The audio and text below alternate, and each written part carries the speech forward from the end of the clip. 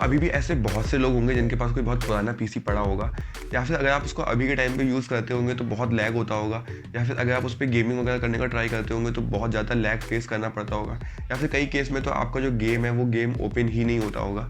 तो उस केस में कई लोग सोच रहे होंगे कि अपने उस पुराने पीसी को थोड़ा अपग्रेड करना चाहिए, या फिर कई लोग इस कन्फ्यूजन में भी होंगे कि उस पुराने पीसी में पैसे लगाने की बजाय एक नया पीसी बिल्ड करना चाहिए।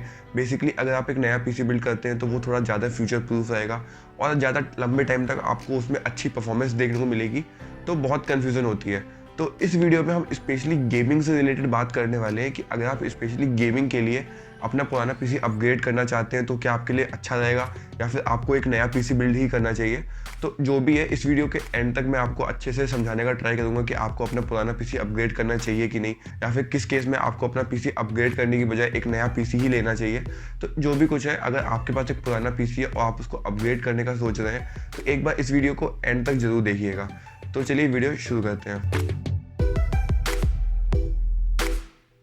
तो ये मैं पहले भी कई बार बता चुका हूँ कि जब हम स्पेशली गेमिंग की बात करते हैं तो आपका जो प्रोसेसर होता है वो उतना कुछ ज़्यादा खास मैटर नहीं करता है। बेसिकली गेमिंग में आपका जो ग्राफिक कार्ड होता है उस पर मेन डिपेंड करता है कि आपको किस क्वालिटी का गेम प्ले, कितने अच्छे FPS या फिर कितने अच्छे गेम्स के अंदर ग्राफिक्स वगैरह देखने को मिलेंगे।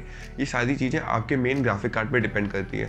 तो इस वजह से अगर आपका जो पुराना पीसी है उसके अंदर कोई ठीक ठाक सा प्रोसेसर लगा हुआ है तो आप उसके साथ एक अच्छा सा ग्राफिक कार्ड या फिर एक SSD वगैरह दोनों चीज़ें अच्छे से लगा के आप उसको गेमिंग के लिए एक अच्छा सा गेमिंग पीसी बना सकते हैं।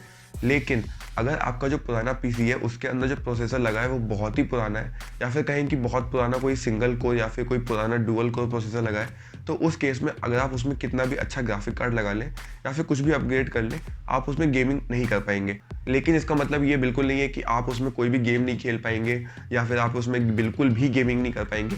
तो इसका मतलब ये भी नहीं है। बेसिकली गेम्स की भी अलग अलग कैटेगरी होती है और यहाँ पे आपको ये चीज़ समझनी पड़ेगी। तो बेसिकली आपने अगर यहाँ पे थोड़ा ध्यान दे दिया या फिर आपको ये चीज़ समझ में आ गई तो आप अपना कोई भी पीसी आराम से अपग्रेड कर सकते हैं और आपको समझ में आ जाएगा कि आपको क्या क्या अपग्रेड्स वगैरह करने चाहिए या नहीं करने चाहिए।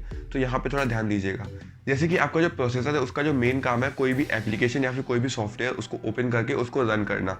वैसे अगर हम गेम की बात करते हैं तो गेम भी एक एप्लीकेशन ही है, तो उसको ओपन करने का जो काम है वो आपका प्रोसेसर देखता है। लेकिन एक बार अगर आपका गेम ओपन हो गया उसके बाद जो आपका मेन काम है, जैसे कि आपके ग्राफिक्स वगैरह या फिर आपको जो चीज़ें डिस्प्ले वगैरह हो रही हैं या फिर जो भी चीज़ें हैं, ये सारे काम आपका ग्राफिक कार्ड देखता है। तो मेन काम जो होता है उसके बाद गेम ओपन करने के बाद वो काम आपका ग्राफिक कार्ड के ऊपर चला जाता है। तो उस केस में जो प्रोसेसर होता है वो उतना ज़्यादा कुछ खास मैटर नहीं करता है। लेकिन अगर हम बड़े बड़े गेम्स की बात करें जैसे कि GTA 5 हो गया, वैसे तो बहुत पुराना गेम है लेकिन अभी भी उसको एग्जाम्पल के तौर पे यूज़ कर सकते हैं। तो बेसिकली GTA 5 बहुत बड़ा गेम है, ऑलमोस्ट 100 GB से ऊपर का गेम है। तो इन गेम्स में जैसे कि ओपन वर्ल्ड गेम जो होते हैं या फिर ट्रिपल टाइटल गेम्स होते हैं, GTA 5, विचर 3, फार क्राई जैसे, तो इतने बड़े गेम्स में ये पॉसिबल नहीं होता है कि पूरा का पूरा गेम एक बार में लोड हो जाए। तो उस केस में आपका जो प्रोसेसर है वो लगातार काम करता है। बेसिकली आप जहाँ पे जैसे कि अभी एक करंट लोकेशन पे खड़े हैं गेम के अंदर, तो आपके आसपास जो चीज़ें आपको दिख रही हैं वो चीज़ें एक बार में आपका जो प्रोसेसर है वो लोड कर लेता है। और अगर आप अपनी लोकेशन चेंज करते हैं या फिर आप कुछ कार वगैरह चला रहे होते हैं, जैसे कि आप अभी बेंचमार्क में भी देख सकते हैं कि जैसे जैसे आप अपनी लोकेशन चेंज कर रहे हैं आपकी बाकी आसपास की चीज़ें भी लोड हो रही हैं धीरे धीरे। तो ऐसे गेम्स में जहाँ पे आपका प्रोसेसर भी लगातार काम करता रहता है, तो इन गेम्स में आप भले ही कितना अच्छा ग्राफिक कार्ड लगा लें, आप उसमें गेमिंग वगैरह नहीं कर पाएंगे। लेकिन जो नॉर्मल गेम्स होते हैं या फिर नॉर्मल ना कहें, जो ऐसे गेम्स होते हैं जिनमें एक फिक्स मैप होता है या फिर ऐसे जिनमें जो आपकी जितनी भी चीज़ें हैं वो सब एक बार में ज़्यादातर चीज़ें लोड हो जाती हैं, जैसे कि आपका CSGO हो गया, काउंटर स्ट्राइक, या फिर वैलोरेंट हो गया, या फिर जो भी ऐसे गेम्स हैं जिसमें एक लिमिटेड मैप होता है और जितने भी आसपास की चीज़ें हैं वो ज़्यादातर एक साथ लोड हो जाती हैं। तो इन गेम्स में आपका जो प्रोसेसर है वो उसका जो मेन काम होता है वो स्टार्टिंग में गेम ओपन करने के साथ साथ वो अपना सारा मेन काम कर लेता है।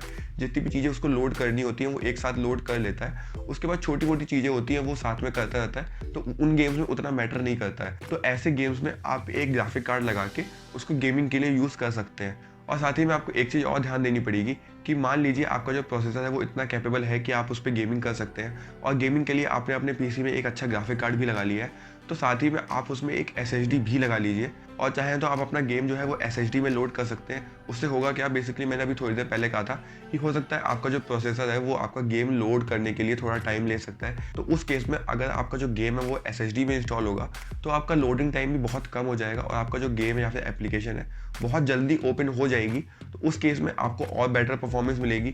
और साथ ही में जब हम बड़े बड़े गेम्स की बात करते हैं, जितने भी बड़े बड़े गेम्स हैं, इन गेम्स में मैंने आपको बताया कि चीज़ें जो है वो लगातार प्रोसेसर पे लोड होती रहती है, मतलब प्रोसेसर भी लगातार काम करता रहता है। तो उस केस में SSD आपको बहुत हेल्पफुल रहेगी।